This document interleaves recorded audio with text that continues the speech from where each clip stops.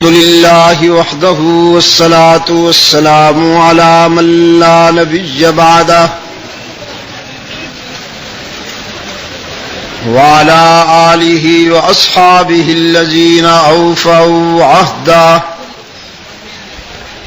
الذين هم مفاتيح الرحمة ومصابيح الغرر. أعوذ بالله من الشيطان الرجيم. بسم الله الرحمن الرحيم. وضرب الله مثلا قرية كانت آمنة مطمئنة يأتيها رزقها رغدا من كل مكان فكفرت بأنعم الله فأذاقها الله لباس الجوع والخوف بما كانوا يصنعون.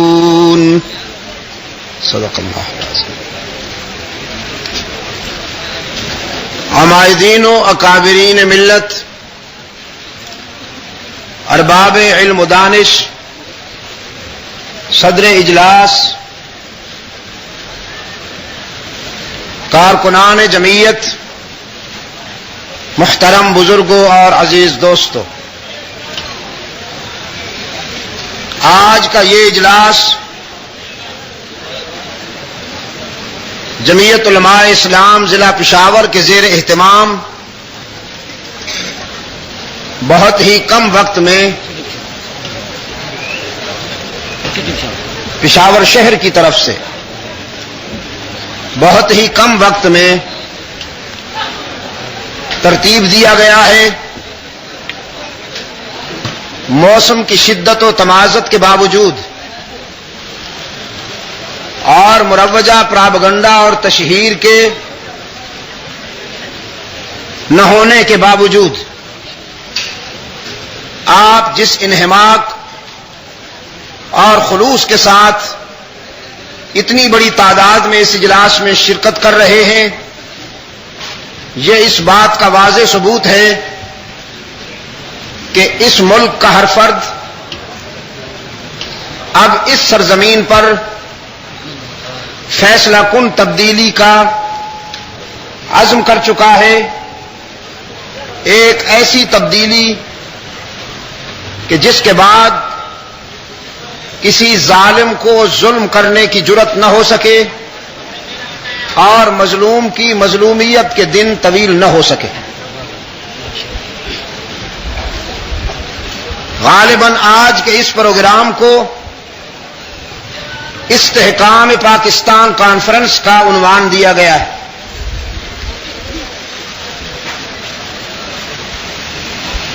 دھرتی کے سینے پر ایک ایسا ملک کہ جسے لا الہ الا اللہ محمد الرسول اللہ کے سلوگن سے تشکیل دیا گیا ہو اور وہ اپنی زندگی کے 40 سال گزارنے کے باوجود لا الہ الا اللہ محمد الرسول اللہ سے عملاً اتنا ہی دور ہو جتنا کہ 40 سال پہلے تھا. میں اسے انسانی تاریخ کا سنگین ترین حادثہ اور المیہ قرار دیتا ہوں. ہوا یوں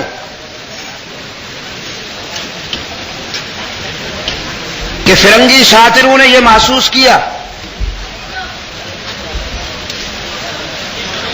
مسلمان جو بدر و احد،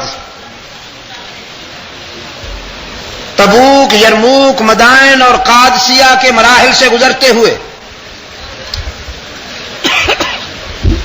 شاملی اور بالاکوٹ کے تاریخ ساز معرکوں سے گزرے اور اپنی جانوں پر کھیل کر انہوں نے یہ ثابت کیا کہ نظریاتی بنیادوں کو مستحکم کرنے کے لیے ہمارا مر جانا ہی اصل میں زندہ رہنا ہے.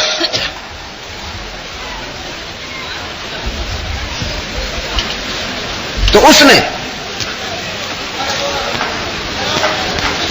گہری منافقت کے ساتھ ایک ایسی ٹیم ترتیب دی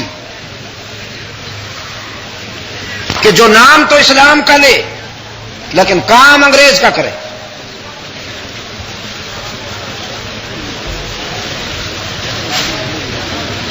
مغربی وسائل کی سرپرستی میں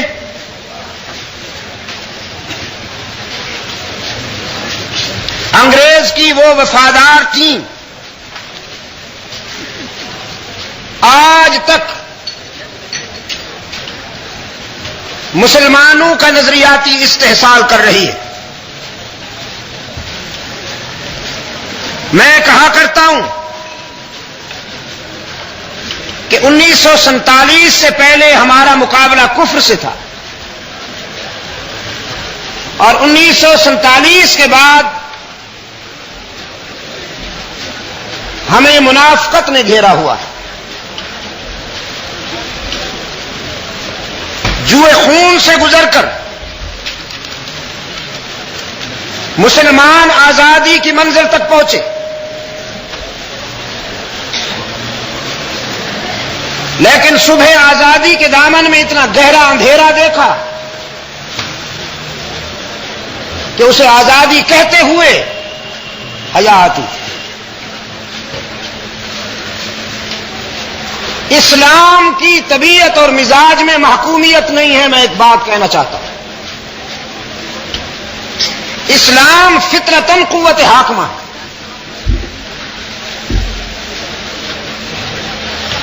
اگر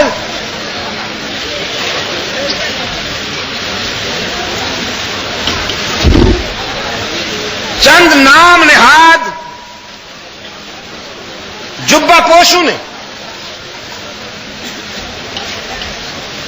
گوشہ عافیت میں بیٹھ کر ممبر و محراب کی حد تک اسلام کو محدود کیا ہے،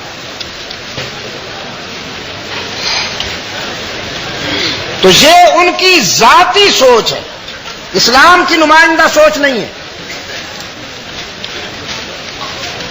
اسلام طبعاً قوت حاکمہ ہے.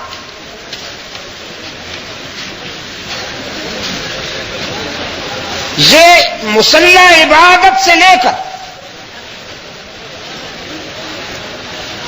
ایوان حکومت تک، لوئر کورٹ سے لے کر سپریم کورٹ تک ایک ایسا عادلانہ نظام دیتا ہے کہ جس کے ہوتے ہوئے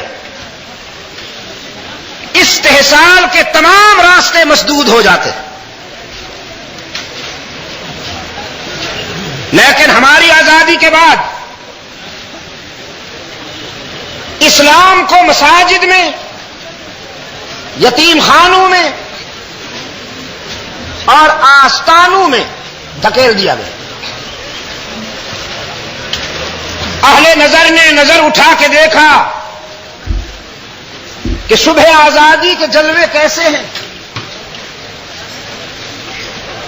مگر وہ سہم گئے کہ رات سے بھی سوا اندھیرا ہے. واہ کیا دیدنی سویرا ہے. راہزن سے تو بچ کے آئے تھے، اب ہمیں راہبر نے گھیرا ہے.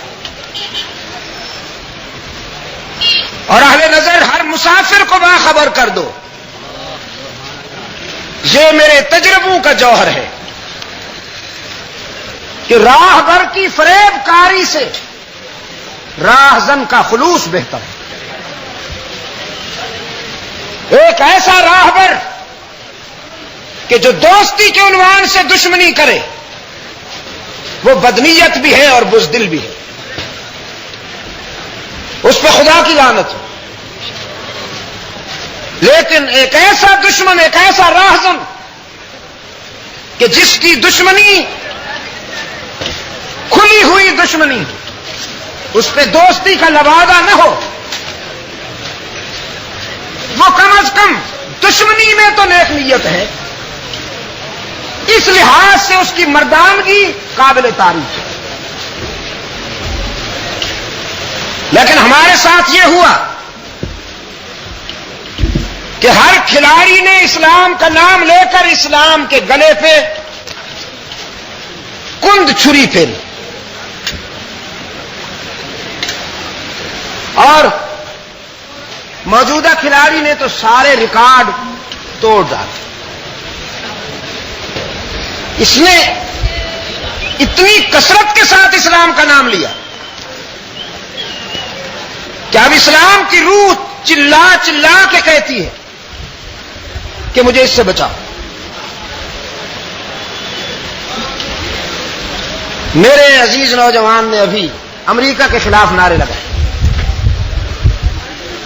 آپ نے بھی بڑے جوش اور ولولے کے ساتھ جواب دیا. میں آپ سے پوچھتا ہوں، امریکہ عالم اسلام کا دوست ہے یا دشمن؟ اس کے لیے کسی دلیل کی ضرورت ہے؟ اس پر کوئی لمبی چوڑی گفتگو کرنے کی ضرورت ہے؟ ایک بالکل واضح بات، دو ٹوک اور کھلی ہوئی بات، امریکہ ہو یا روس، عالم اسلام کے دونوں دشمن، کھلے ہوئے دشمن. لیکن میں عرض کرتا ہوں، اگر آپ مجھ سے پوچھیں تو عالم اسلام کو، ملت اسلامیہ کو اتنا شکوہ امریکہ سے اور روس سے نہیں ہونا چاہیے جتنا شکوہ مذہب کے لبادے میں چھپے ہوئے ان ایجنٹوں سے کہ جو دعویٰ تو دینی قیادت کا کرتے ہیں لیکن ہاتھ امریکہ کے مضبوط کرتے ہیں.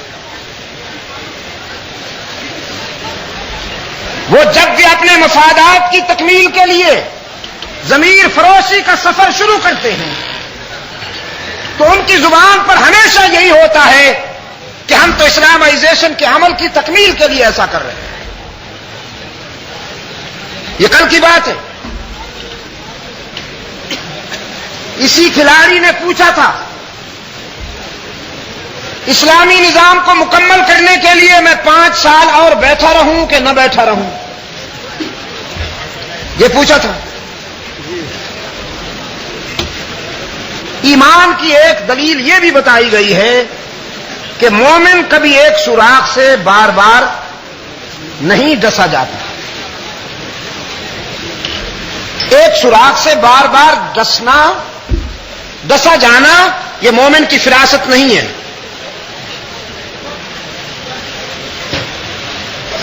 حضرت مفتی صاحب رحمت اللہ تعالی علیہ فرمایا کرتے تھے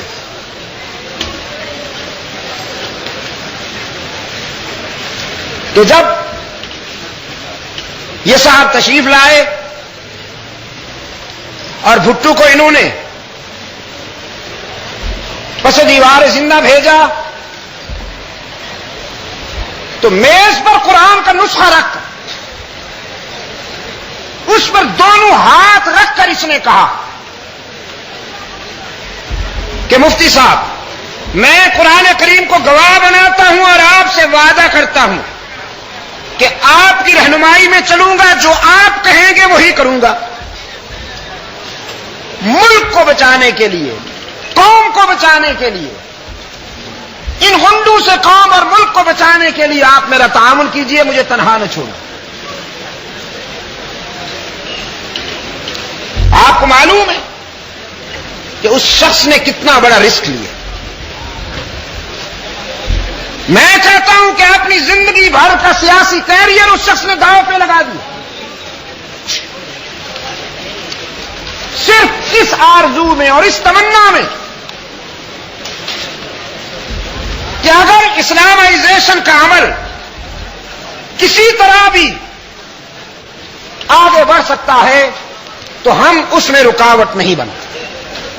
تاریخ میں کم از کم یہ بات نہیں آنی چاہیے کہ اسلامائزیشن کا عمل آگے بڑھ رہا تھا، ہم اس میں رکاوٹ بن گئے. ہم تاریخ میں اپنا یہ کردار نہیں لانا چاہتے. انہوں نے اپنا سیاسی کیریئر داؤ پہ لگایا، اور کوئی رکاوٹ نہیں ڈالی. لیکن جناب بھٹو کو پھانسی پر چڑھانے کے بعد طوطا چشمی کی ایسی روایت قائم کی اس شخص نے کہ عبداللہ ابن ابی سے لے کر آج تک اس کی کوئی مثال نہیں ملتی، کم از کم تاریخ میں. ایسی نگاہیں پھیر لی کہ جیسے وہ جانتا ہی نہیں. اس لیے ان تجربات و مشاہدات سے گزرنے کے بعد ارباب بصیرت نے، ایمانی فراست رکھنے والے علماء حق نے اس دام تصویر میں قوم کو نہیں پھنسانا چاہا اور واضح اعلان کیا کہ اب ہمیں اس کی کسی بات پر اعتماد نہیں. لیکن بڑے بڑے جبہ پوش بظاہر مقدس لوگ، انہوں نے اخبارات میں اشتہارات دیے اور ان اشتہارات کی پیمنٹ ان صنعت کاروں نے کی ہے جو امریکہ کے پالتو ہیں، ان چند خاندانوں سے تعلق رکھتے ہیں جو قومی سرمایہ پر کالا ناک بن کر بیٹھے ہوئے ہیں. ان اشتہارات کی پیمنٹ ان لوگوں نے کی اور ان اشتہارات میں ان مقدس حضرات کے فتوے چھپے کہ ریفرنڈم میں اس کو ووٹ دینا اللہ اور اس کے رسول کو ووٹ دینا ہے. یہ میں ایسی بات نہیں کہہ رہا ہوں کہ جو جذباتی ہے یا الزامی بات ہے، یہ سب کچھ قومی تاریخ میں محفوظ ہے. وہ اخبار بھی پڑھے ہوئے ہیں. کبھی وہ وقت آئے گا کہ وہ پورے جاہو جلال کے ساتھ بے نقاب ہوں گے. اور جب ان سے پوچھا، میں نے خود ایک مرتبہ ایک مقدس ہستی سے پوچھا کہ حضرت آپ نے یہ کہہ دیا؟ کہنے لگے ہاں میں نے اس لیے کہا ہے کہ اگر اس کے ہاتھوں سے اسلام آتا ہے تو کیوں نہ آئے. میں نے کہا اس کے ہاتھوں سے تو وہی اسلام آئے گا جو 7 سال تک آ چکا ہے. کہ نہیں چلو کچھ اور سے.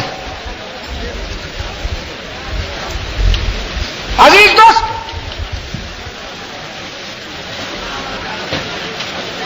وہ کلہاڑا جو درخت کو کاٹ رہا تھا اور لکڑی نے چیخ چیخ کر اس سے کہا کہ میں نے تیرا کیا بگاڑا ہے، تو کیوں کاٹتا ہے مجھے؟ تو لوہے نے لکڑی سے کہا میں تیرا کچھ نہیں بگاڑ سکتا اگر تیری جنس میرے پیچھے گھسی ہوئی نہ ہو. تیری ہی جنس مجھے اٹھا اٹھا کے تجھ پہ پھینکتی ہے اور اس پریشر کی وجہ سے میں تجھے کاٹتا ہوں. اگر وہ نکل جائے تو میں تیرا کچھ نہیں بگاڑ سکتا.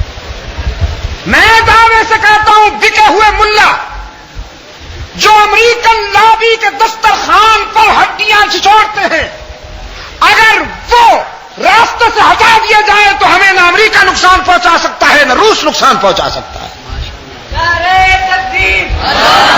ہمارا سب سے بڑا المیہ یہ، ہمارا سب سے بڑا المیہ یہ کہ جب قوم کا غیظ و غضب ان کی مسلسل اسلام دشمنی کے رد عمل میں جب قوم کا غیظ و غضب منظم ہونے لگتا ہے اور کسی فیصلہ کن مرحلے پر آ کر اپنا کردار ادا کرنا چاہتا ہے تو پھر سامنے مقدس چہرے آ جاتے ہیں.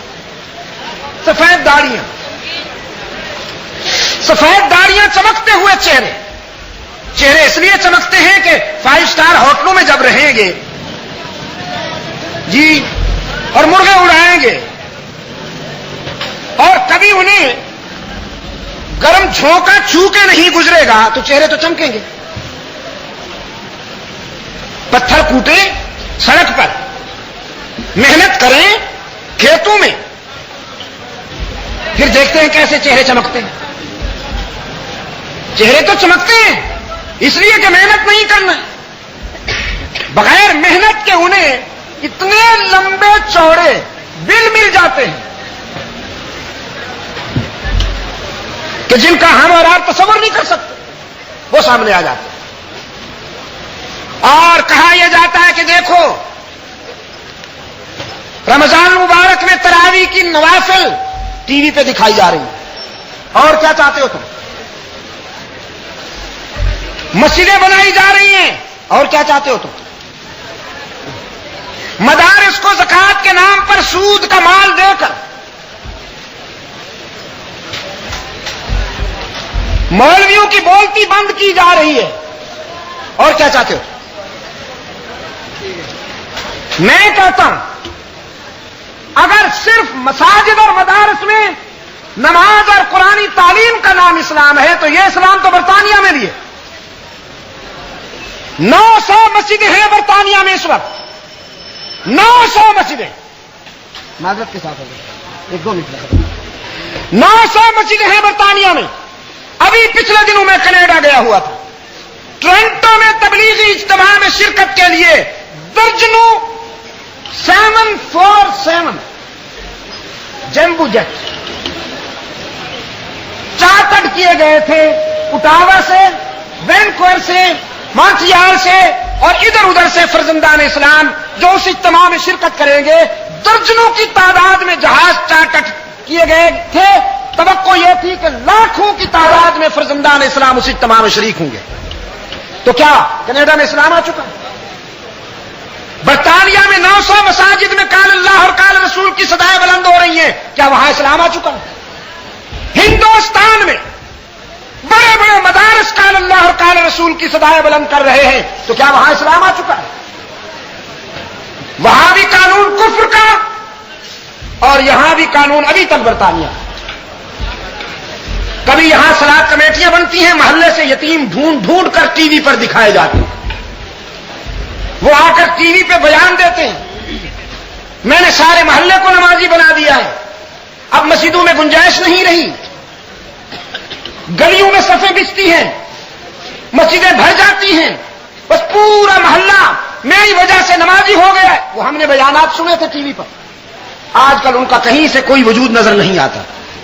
وہ ایک کھیل تھا وقتی طور پر، اپنی سیاست کی گاڑی کو آگے بڑھانے کے لیے. وہ کھیل کھیلنے کے بعد ختم ہو گیا. اب شریعت آرڈیننس آیا ہے اور اس کو اس انداز میں لایا گیا ہے کہ اس کے رد عمل میں جلوس نکلے اور شریعت مصطفی کے بخیے ادھیڑے جائیں. وہ مادر پدر آزاد بیگمات جو انہی کی پروردہ ہیں، جو انہی کی بیگمات ہیں، انہی کی مائیں ہیں، انہی کی بیویاں ہیں، وہ آئیں اور اسلام کے خلاف وہ زبان استعمال کریں جو پہلے اس سے استعمال نہیں کی گئی. جان بوجھ کر اس متفقہ حقیقت کو متنازع بنایا جا رہا ہے اور پھر وہی مقدس چہرے اپنے نمبر بنانے کے لیے اور پتنگ لوٹنے کے لیے بھاگ دوڑ کر رہے ہیں. اور ہم سے کہا جا رہا ہے کہ دیکھو شریعت تو آ رہی ہے، آپ اس سے اتفاق کیوں نہیں کرتے؟ میں واضح بات کہہ دینا چاہتا ہوں کہ شریعت اس وقت آئے گی جب ارباب شریعت اقتدار پہ بیٹھیں گے. بالکل کھلی بات ہے. صرف دعاؤں سے، مسجد میں دعائیں کرنے سے اسلامی انقلاب نہیں آ جائے گا.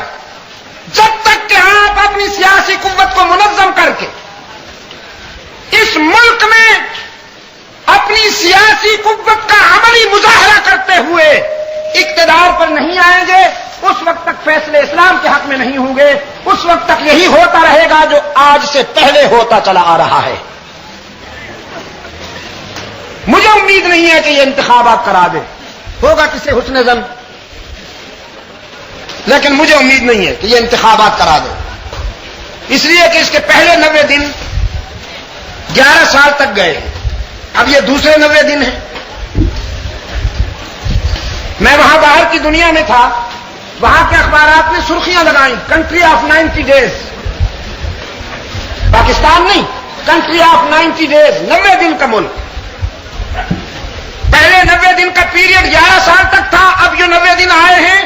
دیکھتے جائیے، یہ میری پیشین گوئی ہے. میں آپ کے سامنے پورے وثوق کے ساتھ کہہ رہا ہوں کہ یہ 90 دن میں انتخابات نہیں کرائے. لیکن اگر یہ ایسا ہو بھی جائے تو آپ کو اپنی تیاری مکمل کرنی چاہیے. آپ کو اپنی تیاری مکمل کرنی چاہیے. مجھے یہاں پشاور میں آتے ہوئے 25 سال کے قریب ہو رہے ہیں. میں نے جنہیں بچہ دیکھا تھا وہ آج بچوں والے ہیں. آج بھی میں مدنی صاحب سے کہہ رہا تھا، حضرت مفتی پوپل صاحب رحمۃ اللہ علیہ، مولانا گل بادشاہ صاحب رحمۃ اللہ علیہ، اس قافلے میں جب یہاں میں آنا شروع ہوا ہوں تو اس وقت جو بچے تھے وہ آج بچوں والے. لیکن میں آپ سے پوچھنا چاہتا ہوں کہ پشاور کے مزاج میں کوئی تبدیلی بھی آئی ہے یا ابھی جوں کا توں ہے؟ یہ ہم دیکھیں گے نتائج کے بعد. اگر اشرار اپنے منفی مقاصد کی تکمیل کے لیے منظم ہو کر کام کر سکتے ہیں تو اہل خیر اپنے مثبت مقاصد کی تکمیل کے لیے منظم کیوں نہ ہوں اور کام کیوں نہ کریں؟ خدا کے لیے حجروں سے باہر آئیے، خدا کے لیے ممبر و محراب کی چار دیواری سے باہر آئیے،